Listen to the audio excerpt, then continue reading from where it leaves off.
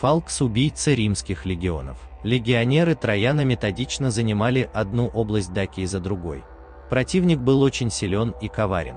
Но и Рим тщательно подготовился к этой войне и продвигался вперед мощно и скоро. Однако этого не оказалось достаточным, чтобы снизить потери легионов до идеальных значений. У даков обнаружилось оружие, которое заставляло римлян избегать сражения воинов 1 на 1 или в открытых местах, где даки получили бы большой простор. Разрубленные пополам тела римлян в полном доспехе красноречиво говорили о том, как опасны такие столкновения. Фалкс – это римский термин, означающий серп на латыни. Сами даки и родственные им фракийцы называли его сика, рамфея или махаэра, слово, имеющее явные аналоги в санскрите. Подобного рода оружие было распространено в Европе Железного века. Серповидные лезвия с заточкой внутренней стороны применялись народами моря, иберийцами, кельтами и особенно широко карфагенинами. Даки получили свои фалксы от фракийцев, своих родных братьев, которые вышли из индоевропейской языковой семьи и были наиболее близки к индоиранским народам степей. С одной стороны, они были этнически близки персами и скифам, а с другой жили в тесном контакте с греками.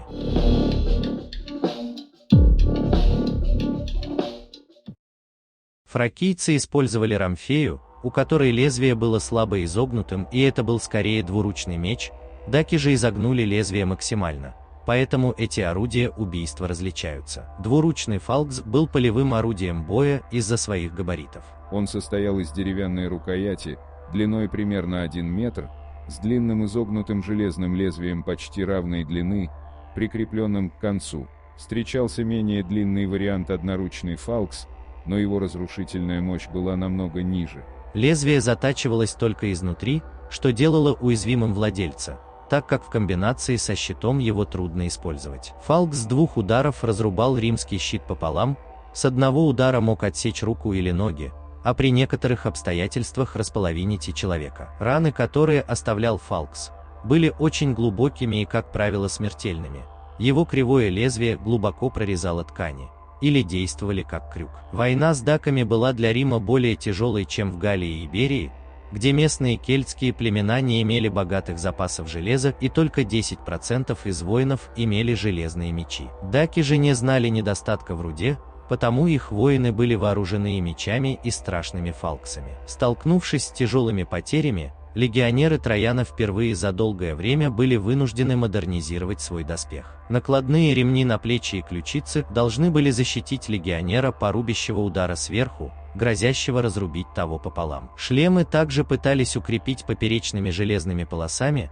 Вероятно, без этого римский шлем не выдерживал удара фалкса. Троян личным распоряжением ввел в войска наколенники и железные браслеты на предплечье правой руки, которые часто страдали в бою с даками, стремившимися отрубить врагу именно правую руку и сделать его беспомощным. Фалксами были вооружены лучшие воины даков. Они обычно завершали сражение. Тактика даков заключалась в длительном обстреле противника из луков и прощей, затем вступление пехоты, вооруженной копьями, а уже изможденного противника добивали фалксмены.